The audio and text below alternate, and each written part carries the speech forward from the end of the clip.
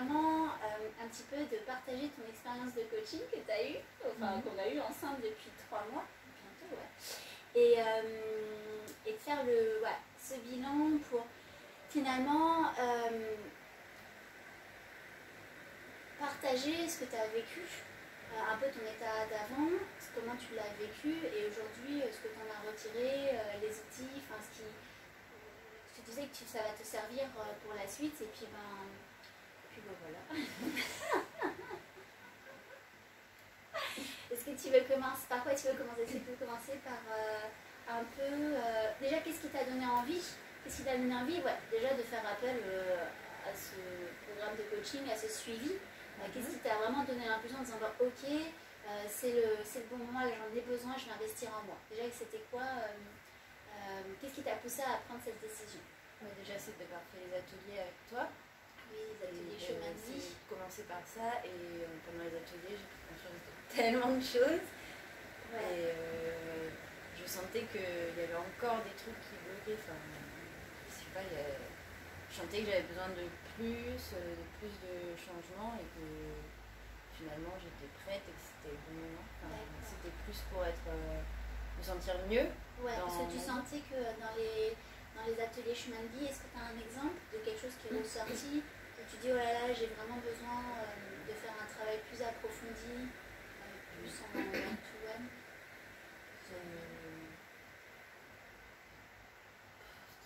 Qu'est-ce qui t'avait le plus marqué? Peut-être le travail avec le regard? Ouais, c'était tout l'image de moi, oui. La sensation d'être jugée. Ouais, la peur du jugement, la comparaison, c'était quelque chose qui était très fort. Les ateliers, je me rappelle, l'exercice avec les regards. Et là, tu t'es rendu compte par rapport aux autres, effectivement. J'étais pas très à l'aise du coup en communauté, on va dire.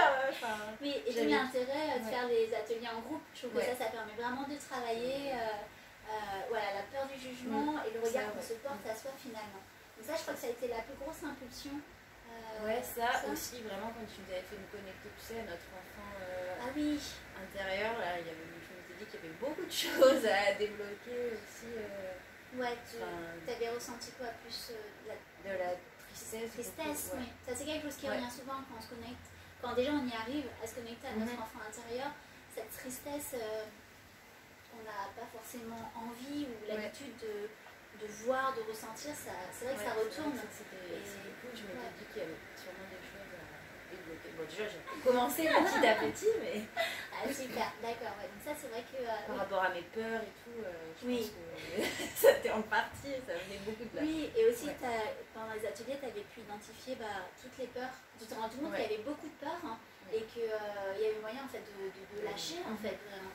Super. Donc ça, c'était vraiment l'impulsion, c'était donc... ce malaise, la peur du jugement, la peur du regard qu'on porte sur soi, la connexion à cette tristesse de l'enfant intérieur et toutes ces peurs qui t'ont vraiment donné, qui t'ont dit bah ok, j'ai besoin de faire un travail pour pousser et c'est là que tu m'as dit bon allez, je suis prête. Super.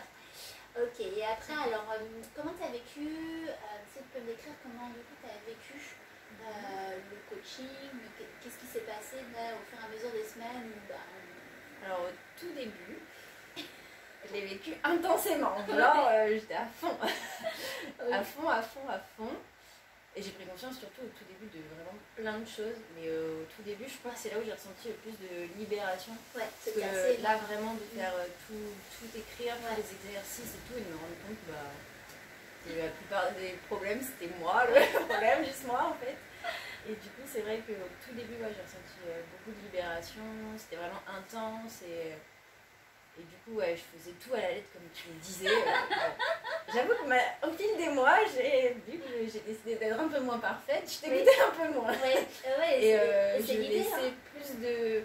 Enfin, par exemple, je mettais moins la pression pour faire les exercices, je laissais plus de temps. Le sport, bon, si des fois je ratais un jour... Quoi Je rigole. Non, mais c'est ça en fait. Et c'est fou parce que tu vois, moi, même par rapport à ma coach, quand je me suis fait suivre, c'est exactement le même cheminement que j'ai vécu. Et ce qui est énorme, ce qui est génial, c'est que en thérapie comme pour tout, et toi-même en tant que thérapeute, tu le vis, on attire vraiment à nous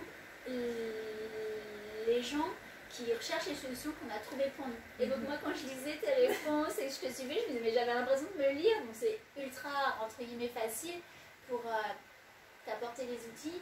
Et bien sûr, cet énorme lâcher-prise, puisqu'il y avait le programme énorme, l'enfant parfait, l'élève parfait, la femme parfaite, que moi aussi j'avais, qui tout justement, où on se mettait la pression à fond pour dire, oh là là, elle m'a dit de faire ça, et là c'était double stress si tu ne le faisais pas. Je l'avais fait alors qu'on n'avait pas de courant et tout, j'étais là avec ma lampe, et en plus du coup ça me donnait mal au ventre et tout. Mais c'est ça, et c'est exactement la clé, je trouve, on te rappelle, c'est Jésus, c'est là, tranquille. Et c'était hyper intéressant d'observer ce mécanisme, un énième mécanisme du mental et de l'ego, où finalement je projette sur la thérapeute, le coach, peu importe les noms, en fait, mes angoisses, la pression que je me mets, et elle était personnifiée à travers moi. Et à travers ce que je t'avais dit, je fais, mais c'est pas moi, c'est toi qui projette, et il avait rigolé. Et j'ai vécu exactement la même chose, et c'est génial parce que l'idée c'était vraiment ça, c'était déjà la première étape assez intense où là, tu as énormément joué le jeu, et je sentais que tu étais vraiment prête. Et moi, quelque chose qui m'avait énormément marqué, aussi, c'était, tu te rappelles l'histoire de ta tante, de ta grand-mère, enfin, c'est pas gay du tout. Ou voilà, qui peut le partager, qui s'était suicidé, et sur sa lettre, la lettre d'adieu, qui avait écrit qu'est-ce qu'elle disait, c'est qu'elle avait peur de tout. Voilà, elle s'est suicidée parce qu'elle avait peur de tout. Et là, ça m'a tellement marqué, vraiment marqué, parce que combien de personnes, en fait, et nous y compris, où on est quelquefois tellement envahis par nos peurs que l'on crée, elles nous empêchent jusqu'à vivre, en fait. Et ça a été une impulsion énorme pour toi aussi, de dire, mais moi, je ne veux pas finir comme ma tante. Et personne, pardon, comme ma grand-mère, c'est moi. Je sais pas pourquoi j'ai encodé ça.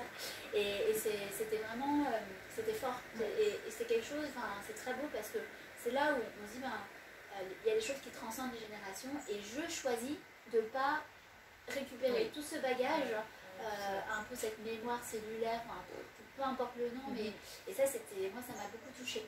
Donc effectivement, la première étape où voilà, on dégraisse, on nettoie, on cherche déjà à faire face à tous nos mécanismes, toutes nos croyances erronées auxquelles on s'est identifiés, et c'est pas toujours évident d'accepter, ça fait mal quelquefois. Oui, c'était dur. Ça bouscule. Et en même temps, je me sentais mieux, mais pas encore au top. Enfin, je sais pas comment expliquer. Une peur, on identifie une peur, on va en retrouver une autre. Il y en a une autre qui est recodée, et c'était sans fin. Et à un moment donné, tu te rappelles, j'ai dit, bon, maintenant ça suffit. Et tu as dit, mais oui, mais je la ressens. Et en fait, c'est là où c'est le subtil équilibre entre ressentir, bien sûr que la souffrance, elle est là. Quand on est angoissé, on somatise la souffrance, on a mal au ventre, elle est là. Je ne veux pas dire, ah ben non, t'as pas mal, elle est là. Par contre, là où c'est intéressant, c'est de conscientiser le programme, la croyance qui a généré cette douleur, cette somatisation, c'est de dire ok, j'accepte, et d'avoir un petit peu de recul, et j'allais dire presque rire de soi-même pour en mettre la légèreté, dire ok, je sais, c'est moi qui la crée, c'est là, j'ai mal, et j'accepte d'être créatrice de ça, et aussi de pouvoir donc effectivement, la première partie, je dirais oui, le premier mois est vraiment intense. C'était vraiment intense. Ouais, et t'as super bien joué le jeu, c'était super. Et après, pour moi, c'était un peu ça, c'est en fait, une fois que t'as toutes les clés, oui, une fois après, tu peux lâcher. Une fois que. Oui, après, déjà, c'était différent. Il y avait le moment où j'allais faire mon tableau de vision. J'ai mis du temps à le faire, ce tableau de vision. Et après, déjà, je me sentais mieux. Enfin, en plus, j'avais la famille à la maison et tout, alors c'était un peu compliqué, mais c'est vrai que je me sentais mieux, plus à l'aise. Et j'avais déjà enlevé beaucoup de couches. C'est ça, et puis tu as même vu, après, comme je disais, ton visage changé, tu t'es sentie vraiment changée, devenir beaucoup plus femme. Et puis ce qui était génial, c'est que tu pouvais mettre en application directe, parce que le principe d'un suivi comme ça, c'est surtout aussi d'être bien avec les gens qui nous entourent, nos proches, avec Yoann, lui, le premier, il en a bénéficié. C'était cool pour être rassuré. Et la famille, tout ça, quand ils sont venus, tu as vraiment senti une différence en fait, que tu n'avais plus les mêmes. J'étais plus à l'aise. Oui, voilà. Enfin, je pense que personne ne me voyait que j'étais pas à l'aise avant, mais moins stressée, on va dire, plus apaisée. Quoi. Oui. Plus à ma place. Oui, voilà. Et est-ce qu'il y a d'autres choses qui te viennent à l'esprit que tu voulais partager par rapport à ça? Comment tu l'as vécu? Donc, effectivement, la première partie à fond.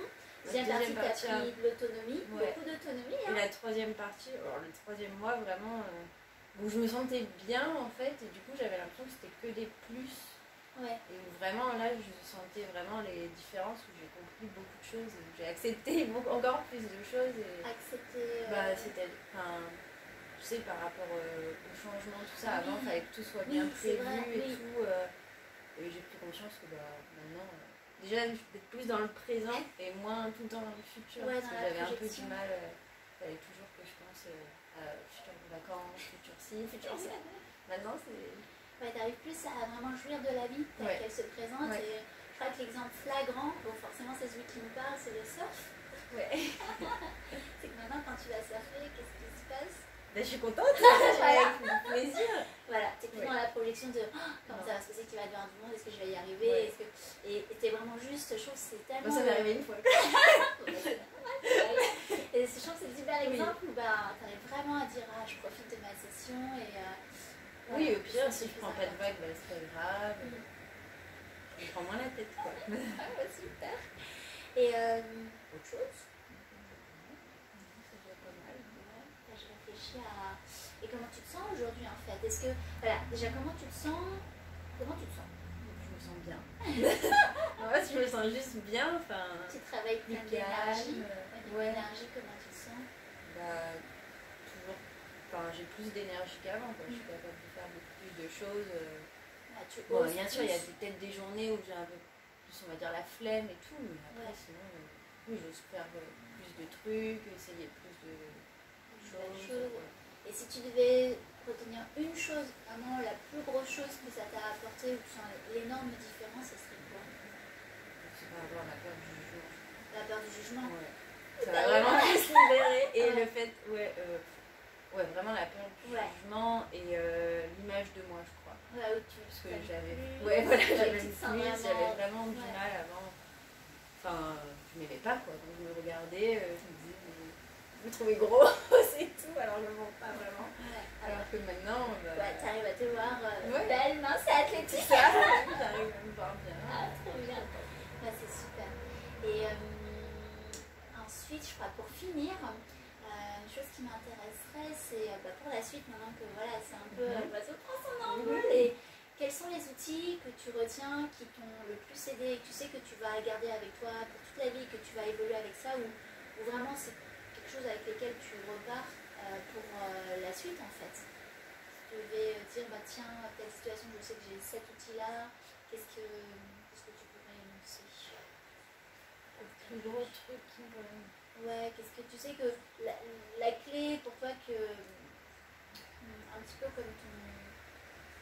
C'est vraiment maintenant quand je sens, mais peut-être par rapport à mes peurs, quand je sens une peur monter ou quoi, j'arrive maintenant à la gérer, à me calmer et à relativiser en fait. Je pense c'est-à-dire dès que tu sens que ça monte, un peu c'est le match de tennis, hop, tu le revois et beaucoup plus vite qu'avant. Oui, et puis j'arrive à identifier, je veux dire, il y a des moments où peut-être j'étais dans le déni, ou je sais pas, par rapport à des choses, où j'étais des excuses. Ouais, voilà, des excuses, et maintenant je vais plus en prendre conscience vite, et du coup peut-être essayer d'avoir moins raison et accepter non mais c'est vrai.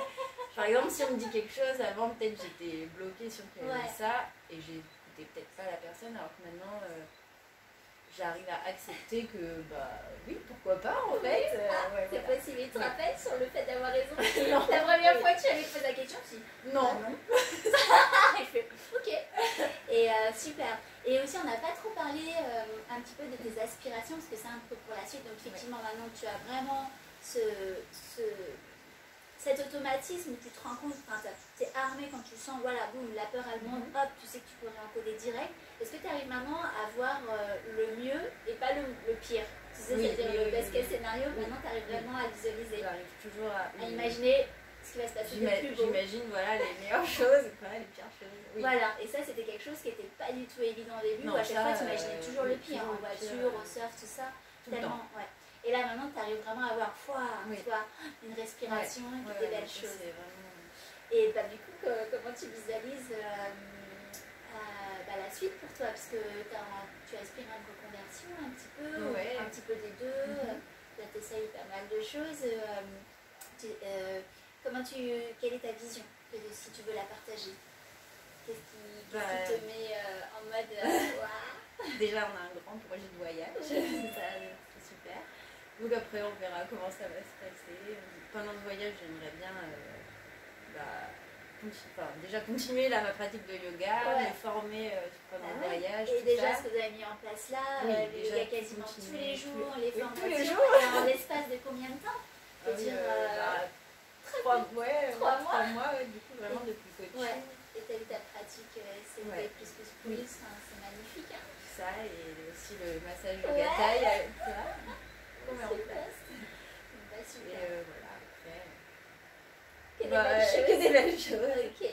Bon, bah, je crois que c'est tout. Est-ce qu'il y avait autre chose